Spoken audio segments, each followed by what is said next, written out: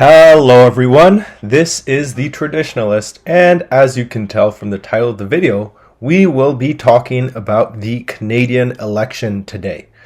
Now, for those of you who have been following me for a while, or at least know that I'm Canadian, I think a lot of you will not be surprised to see that I'm covering this election, but I do know I'm covering it a little bit late. It's now been over 2 weeks since the results came out, but there are a couple of reasons for that. Basically, I went back home from my university just a few days before the election, and then I was quite busy looking for jobs and also making videos on my main channel, Mike History, which you can check out over there. And then I was celebrating my birthday 2 days ago, but yes, all that is now done, which means that I have a little bit of time to talk about the Canadian election, and hopefully I get at least some amount of views, because I know probably it's past the time when the algorithm will really promote this. But anyways, enough yapping, let's get to the point. So many of you will know that the Canadian election happened recently, and it resulted in a win for the Liberal Party, something which would have been unthinkable just a couple of months ago. Now you might ask yourself, why is that? Well, you should check out this chart. Now, as you can see, the Conservatives were way ahead of the Liberals. It was not even close. So why is that? Why were the Conservatives so ahead?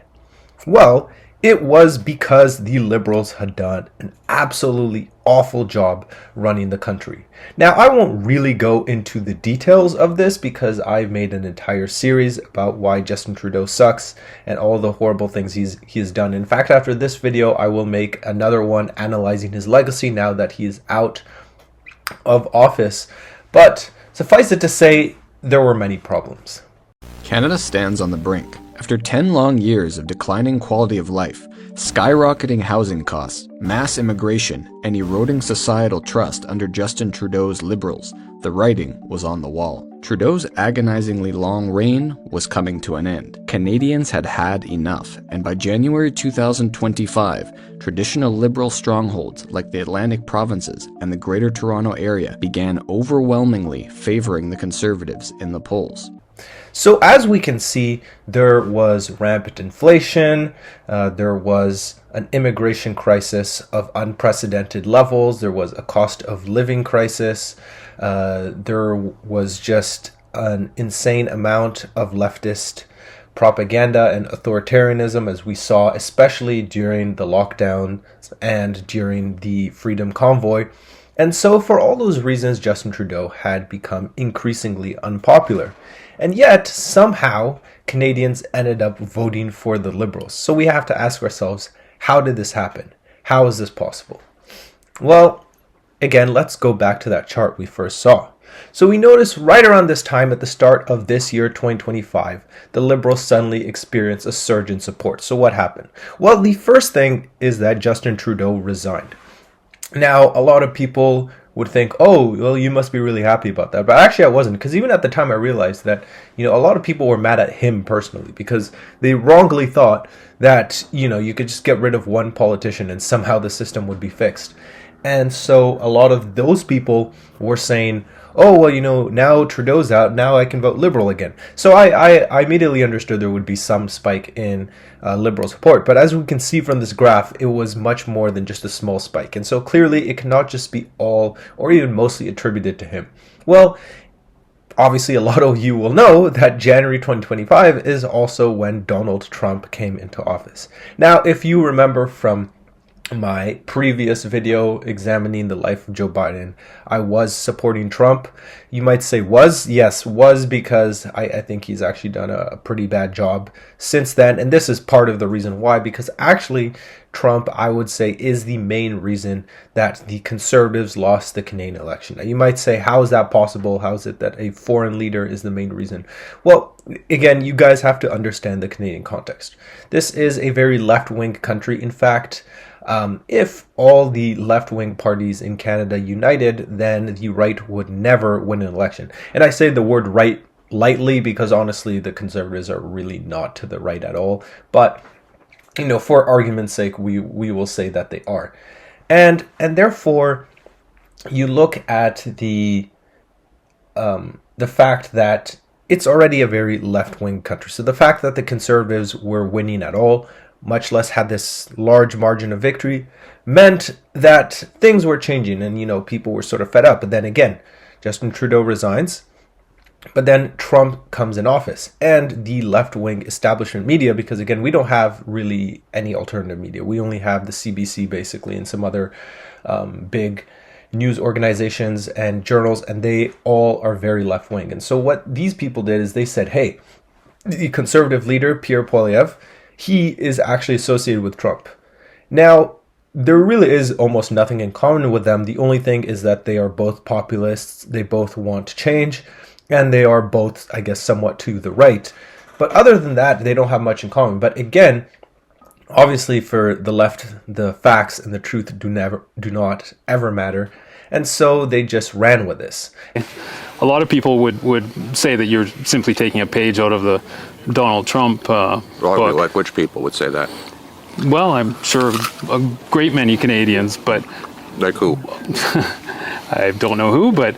Well, you're the one who asked the question, so yeah. You must know somebody.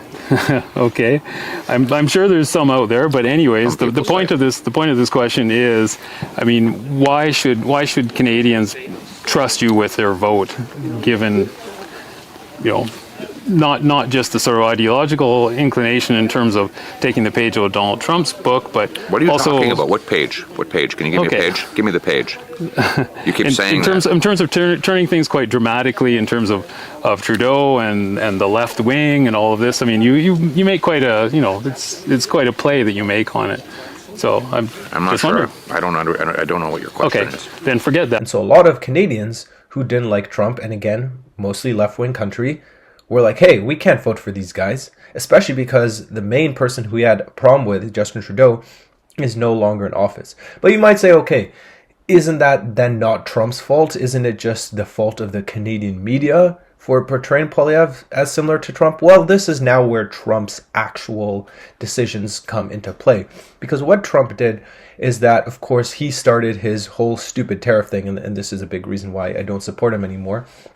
And he decided to impose tariffs on Canada. Now, if you know anything about Canada, well, you will know, 1, the United States is literally our only neighbor. 2, it has around 8 or 9 times more people than us. And most importantly, has a much larger economy. And so if you think about it just geographically, right, it makes sense that our only neighbor, which has a much larger economy than us, is going to be our main trading partner. In fact, I think like 65% of Canadian trade goes to the United States. And so when you consider that, if the United States starts imposing tariffs, well, that means that the entire Canadian economy is screwed. And so a lot of people, said, hey, not only do we disagree ideologically with him, but now he is threatening us in a very tangible way. And if all that was not enough, of course, we had the whole 51st state talk. He had threats of annexation. Now, knowing Trump, and especially now that it's been, a couple of months, we know that a lot of this is just bluster. A lot of this is just, talking the talk. He probably won't do any of that. I mean, even the tariffs, I don't really know. They keep changing every week. The point being, 1, there was fear-mongering in the media, and 2, there was genuine uncertainty about what was going on at the time. And so when you combine all these things together, you have to realize that, yes, Trump was seen as a legitimate threat, an ideological threat, of course, especially to most of the left-wing Canadians, but also a literal economic and geopolitical threat. And so you can't discount that. And so when you combine all these things together, it makes sense that, there is a big change. But then you might say, okay, why would the Liberals, per se, be better at dealing with Trump? Because after all, Poilievre never condoned Trump. He actually opposed him multiple times. He told him to stay out of the election, all those things. Well, again, it's partially because the Liberals are ideologically opposed to Trump, and so people just naturally assume they will be tougher against Trump. But also mainly because of the media. The media portrayed the Liberals as the only party that was willing to stand up to Trump, and so Canadians fell for that. Going to make them more hostile to us and possibly I'd rather deal with a liberal than a for China closer to Canada, and that would really put us in a bind. The conservative that's running is stupidly no friend of mine. I don't know him, but he said negative things. So when he says negative things, I couldn't care less. I think it's easier to deal, actually, with a liberal. The reality, of course, is that the liberals or conservatives basically would have had the same approach. And honestly, if there's a war, like, we're going to lose either way. So there's kind of not really a point. But again, that was the thought process. So once you factor this in, then that explains the massive liberal surge that goes on right at this time, right when Trump starts doing his tariffs. And so now the conservatives have a problem. And so I've now covered the first two reasons. Reason number one, Justin Trudeau resigned. Reason number two is that Donald Trump came in and basically ruined things for Poilievre. But what is the third reason? What is the third reason that the Conservatives lost the Canadian election? Well, that actually has to go down to Poilievre and his Conservative campaign itself. Now, again, because some of you, in fact, I would assume the majority of you are not Canadian watching this, I will give a little bit of context about how the Canadian Conservatives work. Now, unfortunately, the Canadian Conservatives are not conservative in any meaningful way. What they are liberals, and I don't just mean in the sense of being classical liberal. Yes, they're classical liberal, but I would even say they're somewhat progressive as well. You know, they basically agree with the Liberal Party and the more general liberal movement around the world on every single major issue, including, most importantly, the LGBT community and abortion.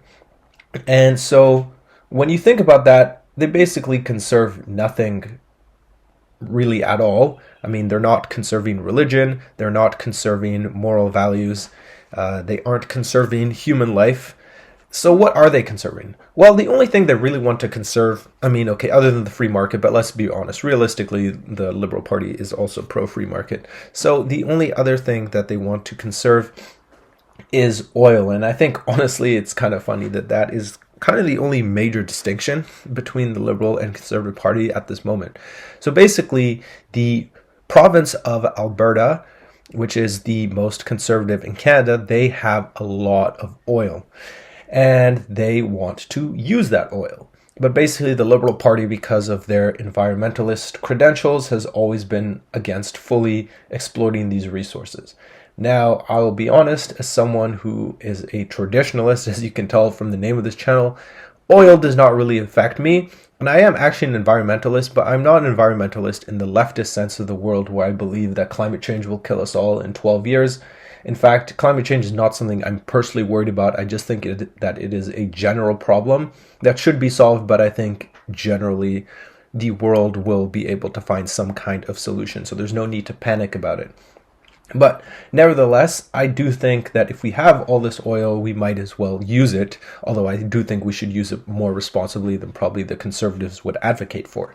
But regardless, though, what all of this means is that the Conservatives really have been pushing to essentially liberate the oil industry. And basically a lot of that comes through the carbon tax, because essentially the carbon tax is a tax on the amount of carbon that is emitted. A lot of that emission comes from the oil industry, and so they wanted to get rid of the carbon tax so they could help that out.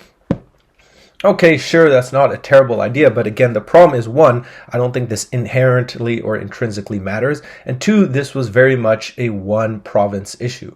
Now, a lot of that does come down to the fact that, one, Alberta is the stronghold of Conservative support, and two, Pierre Poilievre himself is from Alberta, so I'm sure this is something he personally cares about. But again, you might say, sure, maybe this is a problem in theory, but why does this matter in practice? Well, the problem is that what happened is that the Liberals, well, they got rid of Trudeau and they got someone new. And now here is the time to introduce Mark Carney. So who exactly is Mark Carney? Look at this. Canada's newest Prime Minister, Mark Carney, has a vast resume. 20 years at Goldman Sachs, Governor of Bank of Canada, Governor of Bank of England, Vice Chair at Brookfield, Board of Trustees at WEF, the World Economic Forum. Again, you will eat bugs, you will own nothing, and you will be happy. Well, Mark Carney, he is a globalist of the highest order. He was actually the former governor of the Bank of Canada and of the Bank of England, which is interesting because he's the first non-British person ever to hold that title. And a lot of people have used this resume to actually say this is why he's really good and really qualified. But actually, if we look at his record in England, it is far from exemplary. Listen to what the British Prime Minister said about Mark Carney's absolute disastrous impact on their economy. Thoughts on Mark Carney and your relationship with him while you were Prime Minister of the United Kingdom, and any advice you have to Canadians who think he might make a good Prime Minister? Well, Mark Carney was Governor of the Bank of England, and under his tenure, too much money was printed, which did damage to the British economy and put our economy off track. He, at the last election, endorsed Rachel Reeves' economic policy. She's now become Chancellor. It's been a disaster for Britain. The country is heading for bankruptcy. So I would strongly recommend not backing Mark Carney or his policies on net zero, which have been disastrous for Britain, would be disastrous for Canada. Yeah. Do you trust his judgment overall, outside of ideological considerations? Well, I believe that he made major mistakes in the management of the Bank of England. He has pushed net zero, which has been a disaster, not just for the UK, but for many countries across the world. In fact, as we can see, Mark Carney actually just basically helped with increasing inflation and not making the economic situation better. And so for all the idiot liberals who voted for him saying, oh, he'll fix inflation, he'll make the economy better, we've already seen what he's done. He's not a good candidate. Also, he is quite a shady guy. I mean, already he looks very slimy. But yeah, he has a bunch of undisclosed money in the United States. And again, a big reason why people support him is because he's supposedly going to stand up to the US while having his company's headquarters in New York. So I'm not really sure how that's supposed to work. There's a fever gripping America. And while it rages, Canadians will remain resolute and true to our values. While America engages in a war on woke, Canadians will continue to value inclusiveness. But even if you put aside his shady economic history, I think what's much more important are the circles he hangs out with. Now, just like, to be honest, most leaders in this day and age, he attends the World Economic Forum, but it is much more than he just attends. He is actually a member of the board of trustees of the World Economic Forum, and in fact is such a globalist that he has 3 passports and is not even proud to be a Canadian. At least Mark Carney is proud to be a Canadian, right? Yeah, it was a tell. As a European, as a European, I am a European, actually. You are? I'm an Irish citizen. Yeah, so there you go. Welcome. Speaking as a European, I like to say the following. Oh. In fact, as we can see, he actually calls himself a European. So essentially, this guy has no loyalty to anything other than money and the transnational financial class. And so we can see that this guy clearly does not have Canada's interests first. He's supposedly a Canadian nationalist while hanging out with his Euro elite buddies and having his headquarters in New York. So hardly someone who's going to stand up to the country, and also hardly someone who even has a good economic plan that is much of an improvement compared to Trudeau. Now, in his personal life, he also has an eco-warrior wife, he has a vegan daughter, and his son is a transgender. So yeah, just about as perfect of a liberal family as you can guess. I mean, I guess maybe without the interracial marriage, but you get what I'm saying, right? You can't really get better than him as a liberal candidate. Look at this clip of Carney greeting a group of blue-collar workers before a speech in Edmonton. He approaches them with his hands in his pockets, makes no attempt to greet them, and barely acknowledges their presence. To Carney, they are little more than props for a staged photo op. While this is merely a few seconds of video, it represents an attitude of aloofness that has characterized his entire career. The same detachment is evident in his media appearances, where he acts impatient or dismissive. Carney views himself as an elite, above greeting mere construction workers, above answering bothersome media questions. He's too important for such trivialities. After all, he held a senior position at Goldman Sachs. He governed both the Bank of Canada and the Bank of England. He was handpicked to be Prime Minister of Canada, for God's sake. But again, I said all this because I wanted to point out that despite all these credentials, Carney is at least somewhat competent. And so he understood that the main thing that the conservatives were running on was this whole carbon tax thing. So the first thing he did when he got into office was he got rid of the carbon tax. And so now you have a problem. What do you do when the main thing that you were running on was this tax that no longer exists, and basically not being Trudeau when Trudeau is out? See, essentially, Carney, just by getting into power, effectively killed Poilievre's campaign. Now, Poilievre did try to sort of repivot a little bit. You know, he talked about staying up to the United States. He had a big rally around the Canadian flag. He also talked about other stuff, cost of living, crime, those kind of things. And these all matter, but it was just too little, too late. And most people, and even honestly myself included, don't really know exactly what his campaign really was or what his promises were, because it was a lot of rhetoric, a lot of hyping people up. And here's the thing, like, I've actually met the guy personally multiple times. I've met even his driver. I have been to many rallies, and it's interesting because depending on who the audience is, the stuff he says can be quite different, and that's understandable to an extent, but a lot of it seems like empty pandering. Had Poilievre secured that victory, it would have meant the end of Trudeau's disastrous carbon tax, a significant reduction in Canada's record-high immigration levels from 400,000 to 250,000 annually, tax cuts for struggling Canadians, and reversing restrictions crippling Western energy development.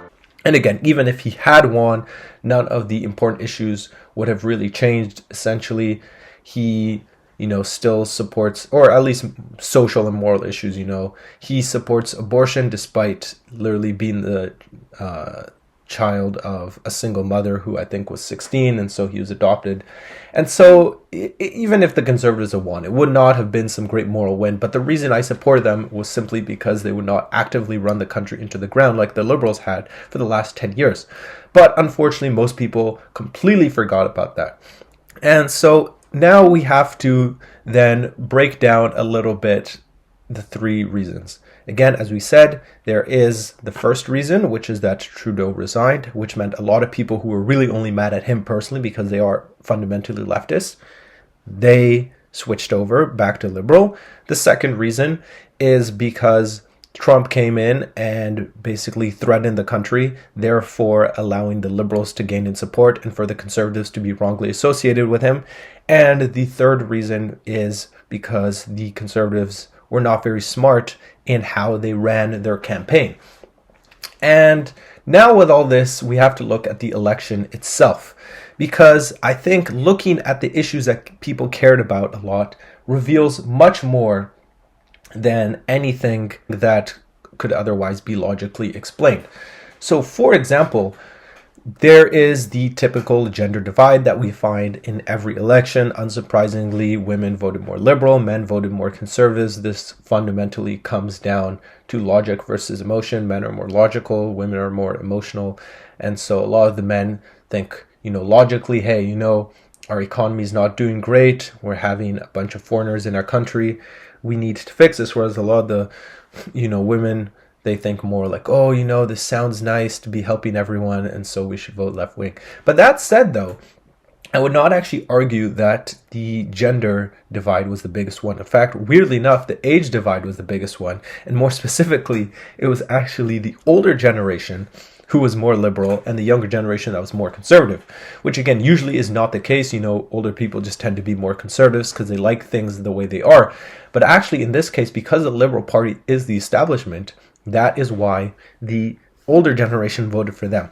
Canadian Zoomers, I can't get a job, I have no way to ever afford a house, and my government is importing millions of foreigners. We must stop this and make our country a better place to live. Canadian Boomers, Donald Trump is a fascist! Boomers experienced 10 years of Trudeau turmoil. We like to say people kind. Record inflation, a housing crisis. The country being deluged by third world migrants, and then respond in unison with, yep. Let's have some more of that, please. Years of nightmare lockdowns, mask mandates, and mandatory vaxxers that turned their own population into enemies of the state. This is not a peaceful protest. And they go and vote for the same party that inflicted it all on them. Now, you have to think in the mind of a Canadian boomer.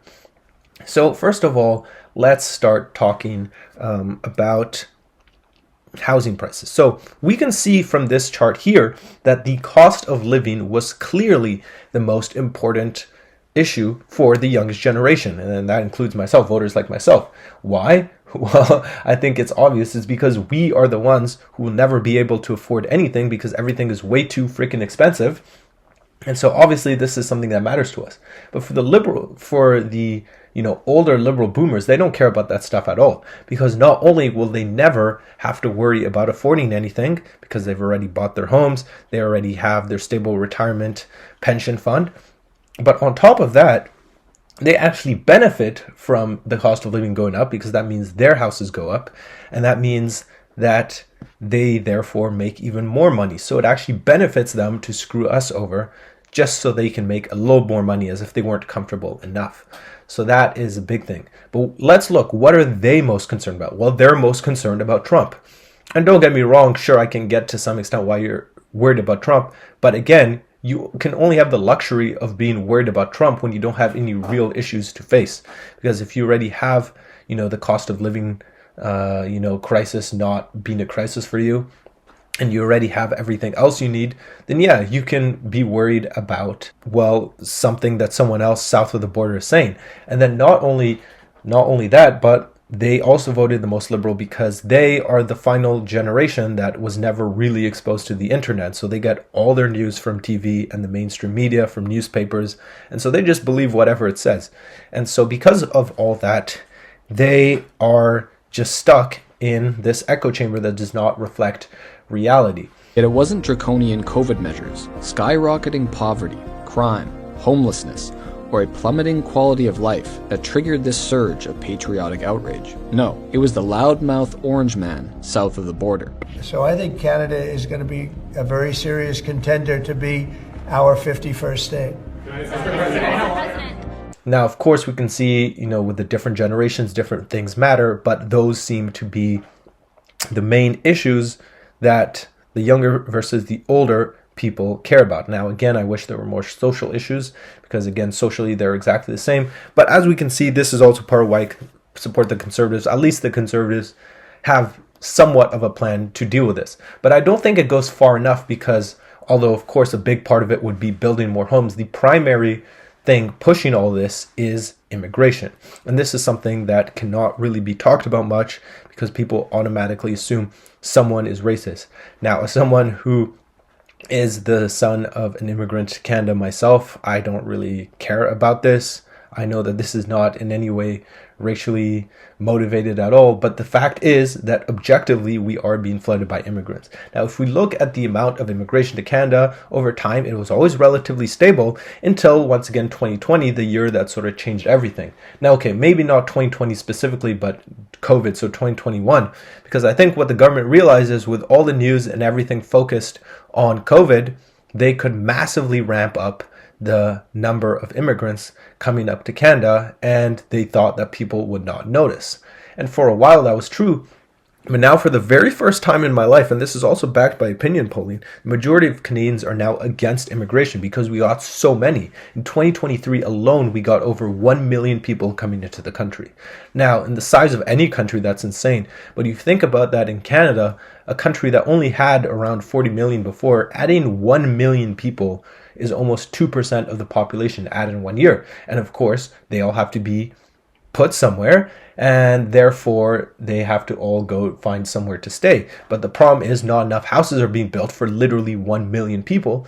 And so that means that the housing prices everywhere go up, which again sucks for everyone, sucks for the immigrants, sucks for us, but is really good for the boomers because they already have homes. And so every house in their neighborhood becomes more expensive. So unfortunately, this is kind of the situation that we found ourselves in as Canadians.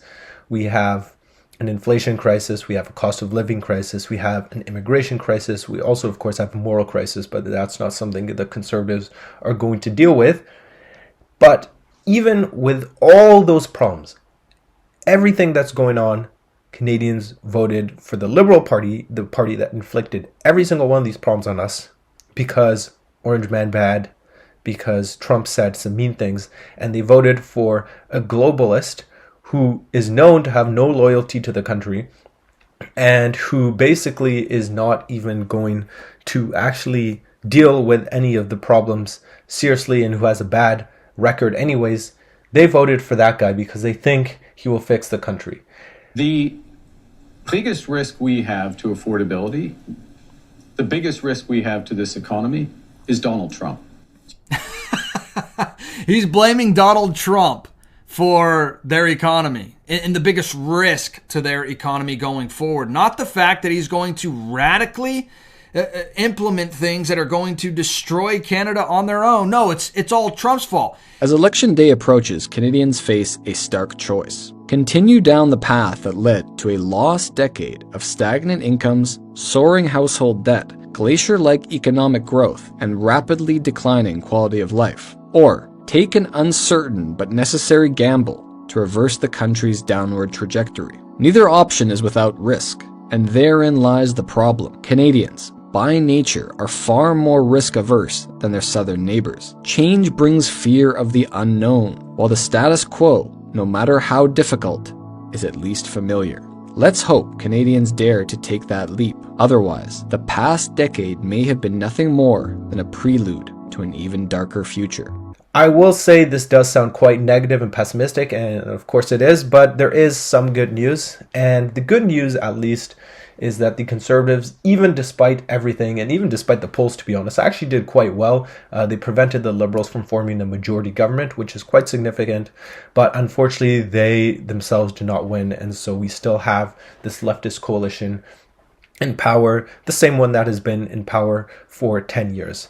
And so what are the solutions? Well, I think here are some of the solutions. I think the first solution is we need to actually focus on what the real issues are. Now, of course, I think addressing the moral issues is what's most important here. But I think if we're not going to do that, then at least, focus on cost of living, focus on immigration, focus on actually not just printing money like an idiot. We actually have to do a little more than just keeping the status quo. But I think it's being bold enough to try change, to look for that and to try something new, because clearly in our current system, it's broken. But on top of that, I would also say Trump did not help at all, and he needs to stay out of Canadian elections and kind of just Canadian politics in general. Stop with the tariff nonsense, because again, he is the primary reason why we failed. But again, for the Conservatives, they also need to run their campaign much better, and hopefully next time, instead of just saying we're not the Liberals, they'll actually offer some solutions. Anyways, guys, that's everything. For the Canadians, tell me what you guys think in the comments about how life is like now. And for everyone else, just tell me your thoughts on how you think the election went and what are your takeaways. So anyways, I will see you all next time, and peace out.